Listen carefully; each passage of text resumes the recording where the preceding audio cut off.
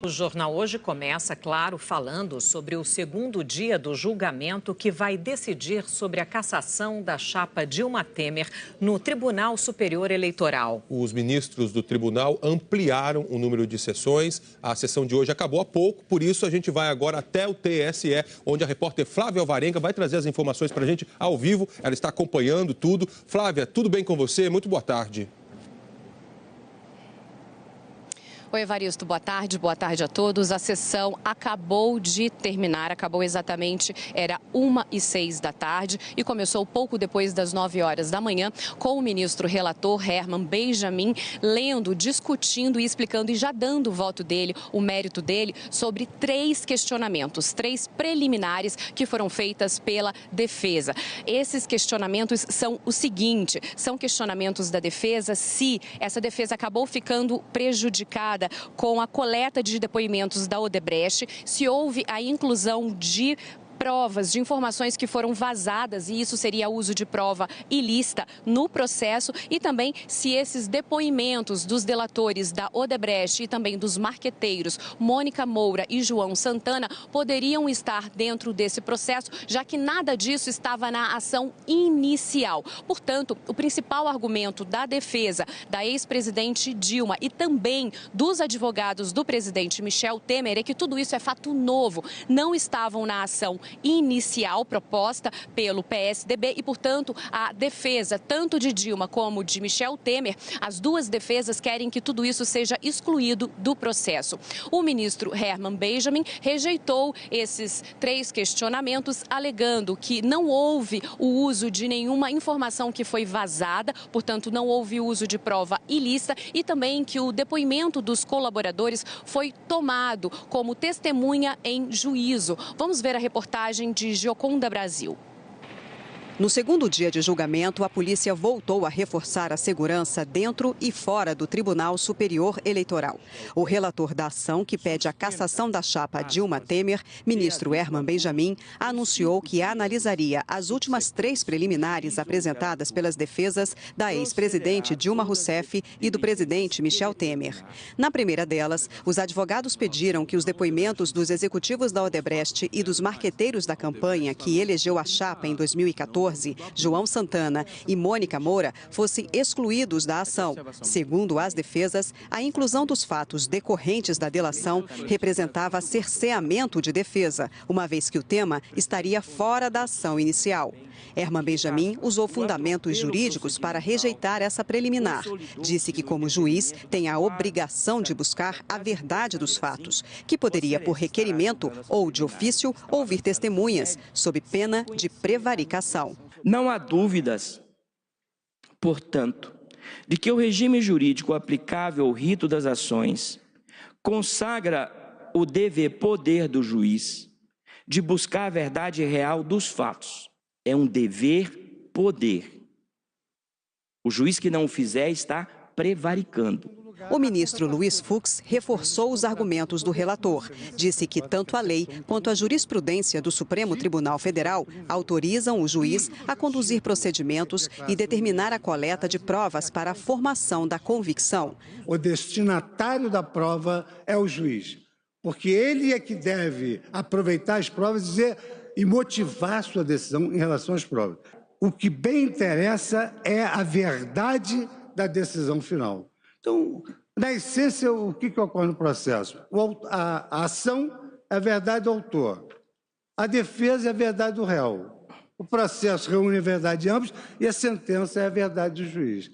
E para que o juiz proclame a sua verdade, ele tem que se valer dos seus elementos de convicção e motivá-los. O relator rejeitou a preliminar de que houve cerceamento de defesa. Disse que todas as partes participaram ativamente de toda a instrução do processo e que o argumento para anular os depoimentos colhidos durante o processo é frágil. Para aqueles que eventualmente queiram questionar oitivas de depoimentos de testemunhas da Odebrecht, já deixo aqui uma tarefa difícil. O que fazer com testemunhas que foram requeridas pela requerida. Herman Benjamin destacou que nenhuma prova ou colaboração premiada colhidas pelo Ministério Público Federal foram usadas nas ações do TSE. Afirmou que as provas usadas foram colhidas em juízo pelo próprio tribunal e que não foram fruto de vazamentos. Mas o ministro frisou que a delação da Odebrecht era fato público e, como tal, esta informação não poderia deixar de ser usada para a formação do juízo dele sobre a ação. Só os índios não contactados da Amazônia não sabiam que a Odebrecht havia feito colaboração premiada. Se isto não é fato notório e público, não existirá outro. E atenção, aqui não se trata de conteúdo da colaboração premiada, mas do simples fato da celebração da colaboração premiada pelos executivos da Odebrecht. Durante o voto, o ministro Herman Benjamin disse que o nome da construtora Odebrecht está explicitamente citado na inicial da ação, apresentada pelo PSDB, e, portanto, não foi invenção do relator incluir dirigentes da empresa entre os que prestariam depoimento como testemunhas. Herman Benjamin mostrou slides com trecho do pedido com o título Financiamento de campanhas mediante doações oficiais de empreiteiras contratadas pela Petrobras como parte de distribuição de propinas e que mostrava as empreiteiras contratadas, entre elas a Odebrecht. Fundamental de início, deixar claro que nas petições iniciais da AGE, da AIME e da representação, a empresa Odebrecht é incluída com nome e sobrenome entre as suspeitas de terem transferido propinas, expressão da petição inicial, à campanha da coligação com a Força do Povo, em 2014. Os ministros entraram num debate sobre o vazamento de delações, que para o relator não implica ilicitude de prova. A preliminar também foi rejeitada. A análise das preliminares dominou o primeiro dia de julgamento. Herman Benjamin rejeitou 4 questionamentos apresentados pelas defesas de Dilma e de Temer. Todos os ministros votaram com o relator pela rejeição. Herman Benjamin sugeriu e também foi acompanhado pelo plenário na decisão de arquivar uma das 4 ações propostas pelo PSDB. Nas primeiras participações do julgamento, as defesas de Dilma e Temer se uniram para pedir a exclusão de provas relacionadas à delação dos executivos da Odebrecht e os depoimentos dos marqueteiros da campanha de 2014, João Santana e Mônica Moura, com o argumento de que o tema não faz parte da ação inicial. O pedido inicial já citava o pagamento de dinheiro desviado da Petrobras para a campanha e previa o avanço da apuração para identificar irregularidades nas doações feitas pelas empresas, entre elas a Odebrecht.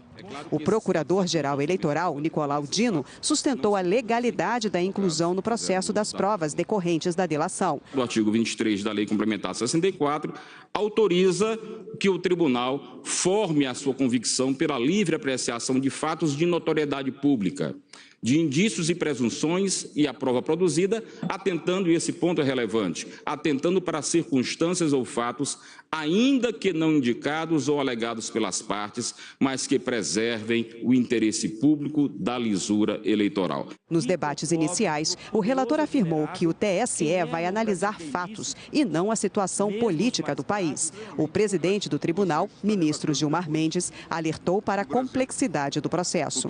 O ministro Henrique nos contava que quando vai para o exterior, é perguntado sobre isso e quando são caçados e ficam eles assustados, porque diz, vocês estão caçando mais do que a ditadura, não é? E é uma justiça que se pretende democrática. As ditaduras caçavam e caçam quem defende a democracia. O TSE caça aqueles que vão contra a democracia. Agora há pouco também o ministro relator Herman Benjamin, ainda explicando por que estava votando pela rejeição dessas preliminares, desses questionamentos, ele citou o voto do presidente do Tribunal Superior Eleitoral, ministro Gilmar Mendes, em 2015, quando Gilmar Mendes decidiu dar prosseguimento a uma das ações contra a chapa Dilma Temer aqui no tribunal. Gilmar Mendes indicava a necessidade de se ampliar a investigação. Vamos ver. Interposto o agravo regimental pelos ora autores, o plenário do Tribunal Superior Eleitoral deixou claro que a instrução deveria prosseguir, tanto por ser função da Justiça Eleitoral a proteção da normalidade e legitimidade das eleições, contra a influência do poder econômico ou o abuso do exercício de função, cargo ou emprego na administração direta ou indireta, como em razão de que, no julgamento do mérito da ação, o tribunal formará sua convicção não apenas no arcabouço probatório dos autos, mas também, aspas, pela livre apreciação dos fatos públicos e notórios, dos indícios e presunções, atentando para circunstâncias ou fatos, ainda que não indicados ou alegados pelas partes, mas que preservem o interesse público na lisura eleitoral, fecho aspas. O ministro Gilmar Mendes, que abriu a divergência, ficou como relator do voto vencedor. Destacou a conexão dos fatos apurados neste processo eleitoral com os investigados na Operação Lava Jato, o que o obrigou a, aspas, atualizar, são palavras do ministro, fecho aspas, seu voto por força da sobreposição de fatos, também palavras do eminente relator. Durante essa sessão pela manhã, o presidente do Tribunal Superior Eleitoral fez uma sugestão para mudar o cronograma desse julgamento. A sessão de hoje estava marcada só pela manhã, encerrou, portanto, pouco depois de 13h, mas a mudança é para amanhã. Estavam previstas 2 sessões, uma de manhã, às 9 horas, e outra à noite, às 7 da noite. Mas o ministro Gilmar Mendes, que é o presidente do TSE, propôs e essa sugestão foi aceita. Amanhã vai ser uma sessão o dia inteiro, sem nenhuma interrupção. E, se for necessário, também os ministros vão fazer uma sessão na próxima sexta-feira. A partir de agora é que vai começar a discussão e também o mérito, se a chapa Dilma Temer vai ser cassada ou não. O voto começa pela seguinte ordem. O primeiro a votar é o ministro relator, Herman Benjamin. Depois vem o ministro Napoleão Nunes, seguido pelo Admar Gonzaga, Tarcísio Neto, o ministro Luiz Fux, ministra Rosa Weber e, por último, o ministro Gilmar Mendes. Hoje a sessão à tarde agora foi interrompida. À tarde esses 3 ministros vão para o Supremo, onde tem sessão. Portanto, agora o julgamento vai ser retomado amanhã o dia inteiro e, se preciso, na sexta-feira também. Sandra e Evaristo. Ok, Flávia. Muito obrigado por todas as suas informações. Uma boa tarde para você e bom trabalho aí em Brasília.